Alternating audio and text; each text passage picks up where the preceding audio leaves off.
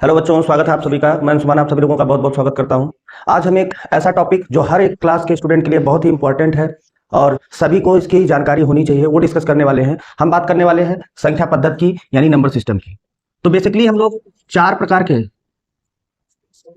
Number system को आपने पढ़ा होगा या सुना होगा। चार प्रकार के नंबर सिस्टम होते हैं। पहला आपका होता है डेसिमल नंबर सिस्टम, जिसको कहते हैं दशमलव अंक प्रणाली। मुख्य रूप से हमको इसी के बारे में अध्ययन करना है। इसमें हम 0 से लेकर 9 तक के अंकों का प्रयोग करते हैं और इसका बेस 10 होता है। ठीक है। दूसरा होता है हमारा बाइनरी बाइनरी अंक प्रणाली।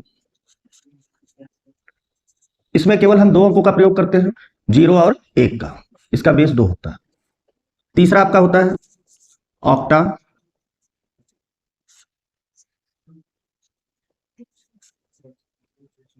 इसमें कुल 8 अंकों का प्रयोग करेंगे, 0 से लेकर 7 तक, और इसका बेस भी 8 होता है। चौथा आपका हेक्साडेसिमल।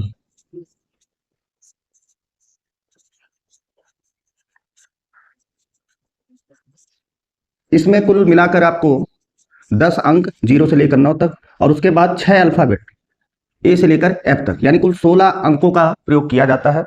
ये हमारे चारों सिस्टम है, जिसमें हमको मुख्य रूप से दशमलव अंक प्रणाली को पढ़ना है। तो चलिए अब दशमलव अंक प्रणाली की बात करते हैं। तो बेसिक बात आपको पता है कि इसमें कुल 10 अंकों का प्रयोग होना है, 0 से लेकर 9 तक। अब ये तो हो गए हमारे अंक, यानी इनको अगर विस्तार से लिखे तो 0, 1, 2, 3, 4, 5, 6, 7, 8 और 9, ये टोटल हमारे अंक है। अब इन अंकों से संख्या निर्माण की बात करते हैं।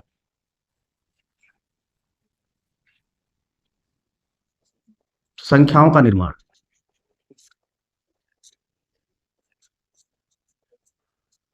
तो संख्याओं का निर्माण जो होता है वो स्थानीय मान के माध्यम से होता है। स्थानीय मान, जिसको आप प्लेस वैल्यू बोलते हैं। Place value. इसके लिए होता क्या है, 2 सिस्टम प्रचलित है, एक भारतीय प्रणाली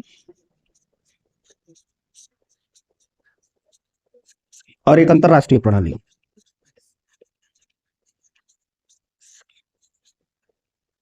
भारतीय प्रणाली में कुछ स्थानों का मान निश्चित किया गया। जैसे पहला, बाईं तरफ से अगर हम आए तो पहला अंक इकाई का, या कहे पहला स्थान इकाई वाला, दूसरा स्थान दहाई, सैकड़ा, हजार, फिर 10,000, फिर लाख, फिर 10 लाख, फिर करोड़, फिर 10 करोड़, यानी कि 1, 10, 100, 1000, 10,000, लाख, 10 लाख, करोड़, 10 करोड़। ठीक है।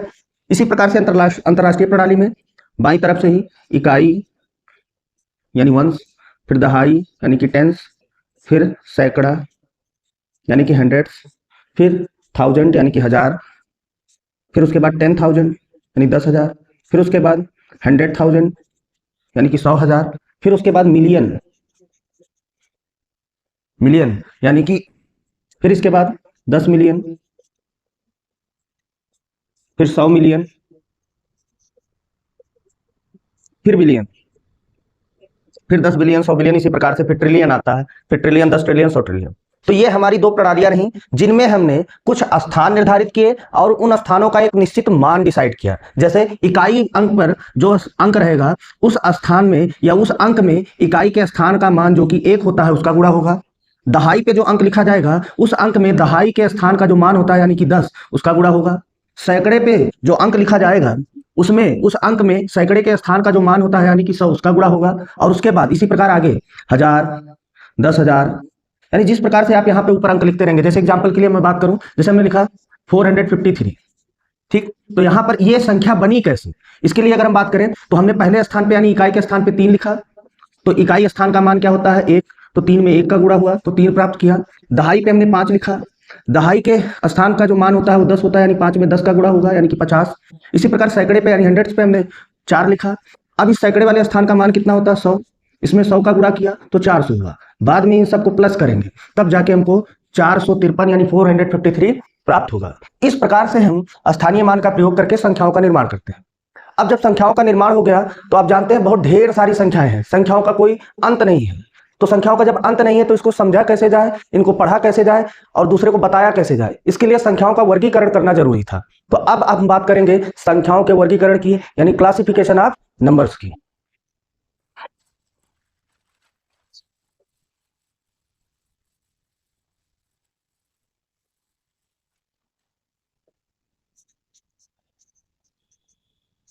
संख्याओं का वर्गीकरण।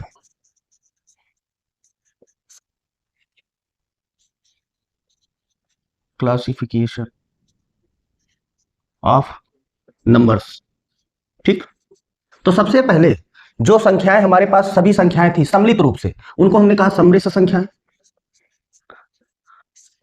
सम्मिश्र संख्याएं, और सम्मिश्र संख्याएं यानी इंग्लिश में इसको कहते हैं कॉम्प्लेक्स नंबर। यानी जो भी संख्या आज तक आपने पढ़ी है, सुनी है, देखी है, वो सभी संख्याएं सम्मिश्र संख्याओं में यानी कॉम्प्लेक्स संख्याओं में आती हैं। जैसे एग्जांपल के लिए +1 +2 -1 रूट का 2, ये सभी संख्या, या माइनस का रूट में 2, यानी काल्पनिक संख्याएं भी मिला। अब हम करते क्या है, इन्हीं सम्मिश्र संख्याओं के दो पार्ट करते हैं। सम्मिश्र संख्याओं के दो पार्ट, एक पार्ट आपका हुआ वास्तविक संख्या, वास्तविक संख्या, और दूसरा पार्ट होता है काल्पनिक संख्या। ठीक, एक पार्ट आपका वास्तविक संख्या, दूसरा पार्ट काल्पनिक संख्या। वास्तविक संख्या को कहते हैं रियल नंबर, काल्पनिक संख्या को कहते हैं इमेजिनरी नंबर। आपके 10th क्लास का पहला चैप्टर ही वास्तविक संख्या के नाम से है। ठीक, वास्तविक संख्याओं में जो कुछ संख्याएं आपने प्लस या माइनस या भिन्न वाली जो भी संख्याएं पढ़ी है, सब कुछ वास्तविक संख्याओं में आता है, यानी जिनका हम जनरली प्रयोग करते हैं।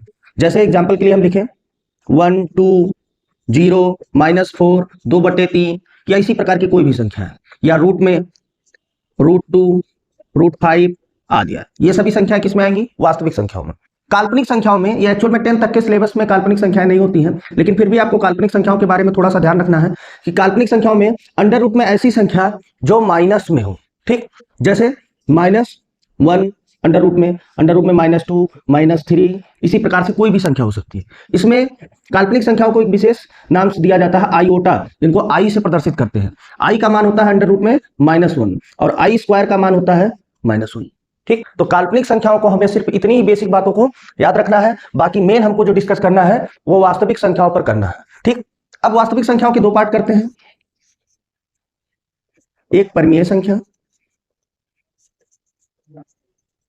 दूसरी अपरिमेय संख्या। परिमेय संख्या को कहते हैं रेशनल नंबर,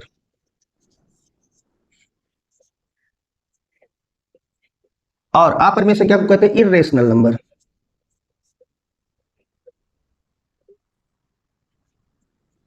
ठीक, अब आपने एक बेसिक चीज जो पढ़ी होगी पहले भी क्लास में, हम बात करने वाले बेसिकली परिमेय संख्या में। तो थोड़ा बहुत आपने क्लास 7th 8th में पढ़ा होगा कि परिमेय संख्याएं वह संख्याएं होती हैं जो P/Q के रूप में लिखी जा सकती है।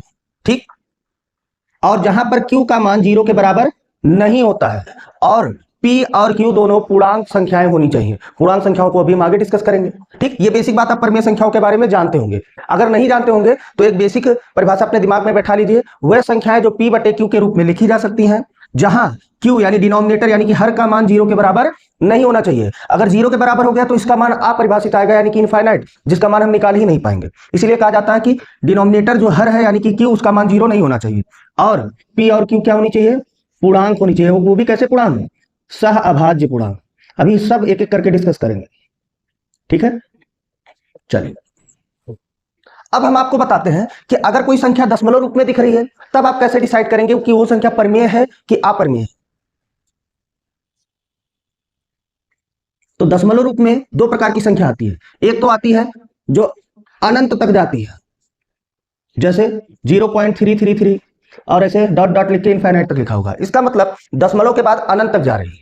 तो जो संख्या अनंत तक जा रही हो लेकिन उसमें किसी संख्या का रिपीटेशन हो रहा हो, यानी बार बार वही संख्या, एक संख्या या दो संख्या बार बार आ रही हो, तो हम ऐसी संख्याओं को परिमेय संख्याओं के अंदर रखते हैं। जैसे 0.33 हुआ या 0.2323, इस प्रकार से अनंत तक जा रहा हो, तो ये दोनों प्रकार की संख्या है। या कोई भी हो सकता है, एक अंक या दो अंक नहीं, ज्यादा अंक भी, 5 अंक 6 अंक रिपीट कर रहे हो, लेकिन कुल मिलाकर शर्त यही है कि रिपीट करना चाहिए। अगर दशमलव के बाद अंक रिपीट होते हैं तो ऐसे दशमलव संख्याओं को हम परिमेय संख्याओं के अंतर्गत रखेंगे।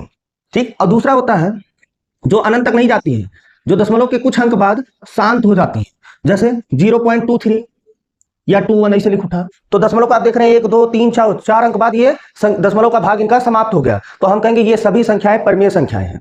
यानी आपको परिमेय संख्याओं में 3 बातें ध्यान रखनी है। पहला, तो जो P/Q के रूप में लिखी हो, जहां पर Q का मान 0 ना हो। दूसरी बात, अगर दशमलव में है तो अनंत तक अगर जा रही है तो उसमें संख्या रिपीट होनी चाहिए, यानी अंक रिपीट होने चाहिए। तीसरी बात, अगर शांत दशमलव है तो वो तो परमेय होगा ही। ठीक, अब अपरमेय की बात करें तो अपरमेय के अंदर नॉन परफेक्ट स्क्वायर अगर है, जिसको कहेंगे जिसका पूर्ण वर्ग, जो संख्या पूर्ण वर्ग नहीं होती अगर वो वर्गमूल में लिखी है, जैसे √2, √5, √10, √11, ये सब संख्या है। ठीक, एक बहुत ही ज्यादा कंफ्यूज करने वाला भी पूछा जाता है, पाई पूछा जाता है कि पाई परमेय है कि अपरमेय। तो आपको ध्यान रखना, पाई जो है वो अपरमेय संख्या है, लेकिन अगर पाई का मान जो हम लोग बुक में पढ़ते हैं 22/7 या 3.14, इसको पूछ लिया जाए कि ये परमेय है कि अपरमेय, तो ये दोनों परमेय में आएंगी, लेकिन अगर पाई पूछा जाए तो अपरमेय आएगा। ऐसा इसलिए होता है कि ये इसका एग्जैक्ट मान नहीं होता पाई का, हमने लगभग मान लिया होता है अपनी कैलकुलेशन आसान करने के लिए। ठीक है, आगे बात करते हैं परमेय संख्याओं में। चलिए बात करते हैं परमेय संख्याओं की। परमेय संख्याओं को दो प्रकार से वर्गीकृत किया जाता है, एक भिन्न यानी कि फ्रैक्शन, दूसरा की पूर्णांक यानी कि इंटीजर।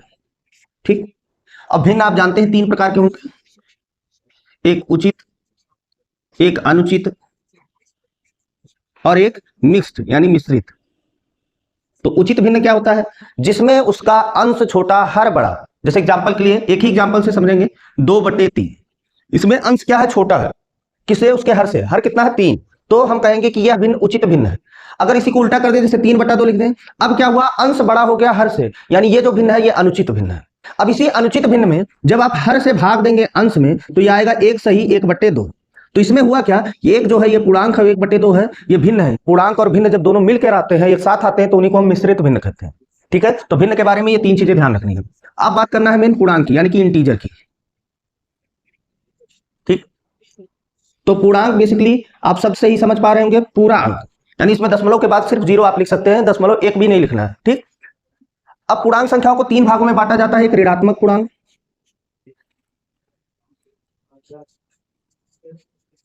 एक ऋणात्मक पूर्णांक, दूसरे पार्ट में केवल 0, तीसरा धनात्मक पूर्णांक। ऋणात्मक पूर्णांक में -∞ से लेकर -3, -2, -1, ये सब क्या है, ऋणात्मक पूर्णांक। दूसरे पार्ट में 0, केवल 0 सिर्फ, और कुछ नहीं रहेगा। इसीलिए प्रश्न यहां से पूछा जाता है कि 0 ऋण पूर्णांक है या ऋणात्मक पूर्णांक है या धनात्मक पूर्णांक। तो आपको ध्यान रखना है कि 0 ना तो ऋणात्मक पूर्णांक है ना तो धनात्मक पूर्णांक है, वो केवल पूर्णांक है। ठीक, धनात्मक पूर्णांक में कहां से आता है, +1, 2, 3 और ऐसे डॉट डॉट डॉट अनंत, ये धनात्मक पूर्णांक है। इन्हीं धनात्मक पूर्णांक को हम प्राकृतिक संख्या नाम देते हैं, प्राकृतिक संख्या यानी कि नेचुरल नंबर। और जब इन्हीं प्राकृतिक संख्याओं को साथ 0 को भी शामिल कर लिया जाता है, यानी 0 के साथ हम लिख देते हैं 1, 2, 3 और डॉट डॉट डॉट अनंत तक, तो ये संख्याएं हो जाती है पूर्ण संख्या। ठीक, जिनको कहते हैं होल नंबर। अब ध्यान देना, धनात्मक पूर्णांक में तो वैसे भी ऋण पूर्णांक नहीं आएगा, धनात्मक पूर्णांक ही प्राकृतिक संख्या है, उसी के साथ जब 0 मिला लिए तो वो पूर्ण संख्या बन गया। अब आपको यहां से एक बात जरूर ध्यान रखनी है आगे के लिए कि पूर्ण संख्याओं में ऋण पूर्णांक नहीं आता। बहुत लोग कंफ्यूज होते हैं कि पूर्ण संख्याएं क्या होती हैं और पूर्णांक संख्याएं क्या होती हैं। तो आपको ध्यान रखना है कि प्राकृतिक संख्याओं के साथ जब 0 भी सम्मिलित कर लिया जाता है तो वो पूर्ण संख्याएं हो जाती हैं, यानी कि होल नंबर, इसमें ऋण पूर्णांक नहीं आएगा। और जबकि धनात्मक पूर्णांक, 0 और ऋणात्मक पूर्णांक ये सब मिलाकर बनता है पूर्णांक। ठीक है, अब पूर्णांक का एक क्लासिफिकेशन और करते हैं।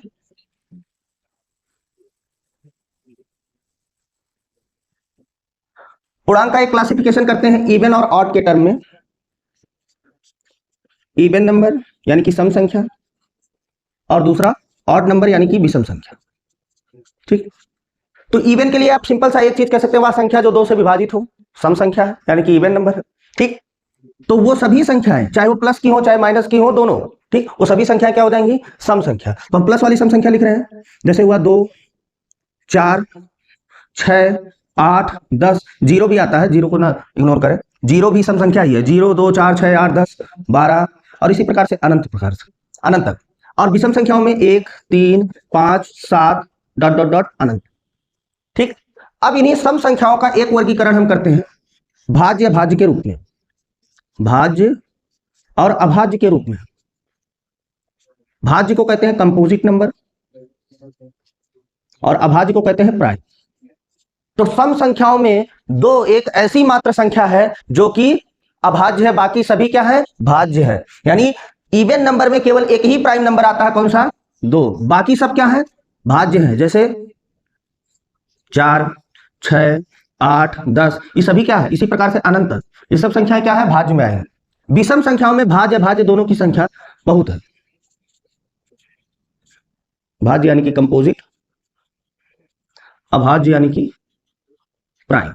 ठीक, अब बहुत ढेर सारी ऐसी संख्याएं हैं विषम संख्याओं में जो भाज्य में आएंगी और ढेर सारी संख्याएं अभाज्य में आएंगी। कुछ के एग्जांपल हम लिख देते हैं। जैसे भाज्य संख्याओं में अगर हम विषम संख्याओं की बात करें तो सबसे पहले 9, 15, 21 और ऐसे बहुत सी संख्या है। ठीक, अभाज्य संख्याओं में भी बात करें तो 3, 5, 7, ये सब विषम संख्याएं और अभाज्य संख्याएं भी हैं। ठीक, और ये भी अनंत। यहां पर एक बात जो आपको सबसे गौर करने वाली है और आपसे ये बहुविकल्प के रूप में पूछ भी सकता है कि एकमात्र सम संख्या जो कि अभाज्य है वो कौन सी है, 2। इसको विशेष ध्यान देंगे। ठीक है, अगला फाइनली बात करने वाले हैं हम सहअभाज्य संख्याओं की।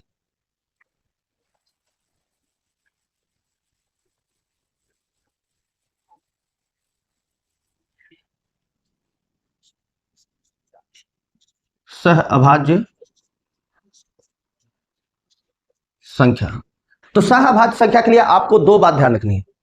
सह मतलब सापेक्षता अभाज्य, यानी जरूरी नहीं कि वैसे अभाज्य हो, लेकिन ये ग्रुप में होते हैं तो जिस ग्रुप में है उस ग्रुप पे सापेक्षता अभाज्य दिखने चाहिए। जैसे इनके बारे में दो बातें कही जाती हैं।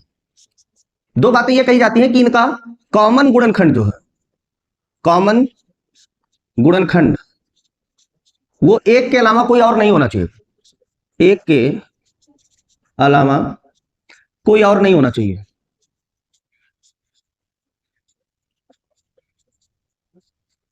दूसरी बात, इनका HCF 1 होना चाहिए। तो भाई जब कॉमन गुणनखंड एक के अलावा कोई और होगा ही नहीं तो HCF तो एक होगा ही, क्योंकि HCF किसे कहते हैं, हाईएस्ट कॉमन फैक्टर, यानी वह बड़ा सा बड़ा फैक्टर, यानी बड़ा से बड़ा गुणनखंड जो दोनों में हो। जब दोनों में एक के अलावा और कोई गुणनखंड नहीं कॉमन है तो उनका HCF कितना होगा, 1। जैसे एग्जांपल के लिए हम बात करें, 3, 4 को हमने एक ग्रुप में लिख दिया। अब हमको पता है कि 3 तो अभाज्य है ही है, लेकिन 4 अगर देखा जाए तो अलग से हम बात करें अगर 4 की, तो 4 एक भाज्य संख्या है। लेकिन हमने 3 और 4 को एक साथ एक ग्रुप में लिया, तब हमने पूछा बताइए ये क्या सहअभाज्य बनेंगी। तो इसके लिए आप ऐसे ध्यान रखना, पहले तो इनका HCF निकाल सकते हैं, HCF 1 आएगा, इससे भी आप बता सकते हैं। नहीं तो एक साधारण सी बात आपको ध्यान रखनी है, क्या कोई ऐसी संख्या है जो इसको और इसको दोनों को डिवाइड कर सकती है?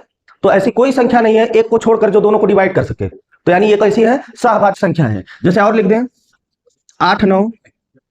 अब देखिए 8 भी अलग से पूछा जाए तो भाज्य है, 9 भी भाज्य है, लेकिन इन दोनों को जब एक साथ पूछा गया कि बताइए सहअभाज्य है, तो हाँ बिल्कुल, क्योंकि कोई ऐसी संख्या नहीं है जो 8 को भी काटे और 9 को भी काटे, केवल एक को छोड़कर। तो ठीक है, इसको हमने पहले ही लिख रखा है कि एक काट सकता है, यानी एक के अलावा कोई कॉमन गुणनखंड नहीं होना चाहिए। जैसे एग्जाम्पल के लिए एक और लिखते हैं, 3, 4, 5, ये सब क्या है, अभाज्य संख्या है। ठीक, तो आज हम लोगों ने पढ़ा संख्याओं का वर्गीकरण, यानी कि क्लासिफिकेशन ऑफ नंबर। आशा करता हूं आप लोगों को समझ में आया होगा, और अगर अच्छा लगा हो तो वीडियो को लाइक करें, अपने दोस्तों के साथ शेयर करें। बाकी आज के लिए इतना ही, जय हिंद।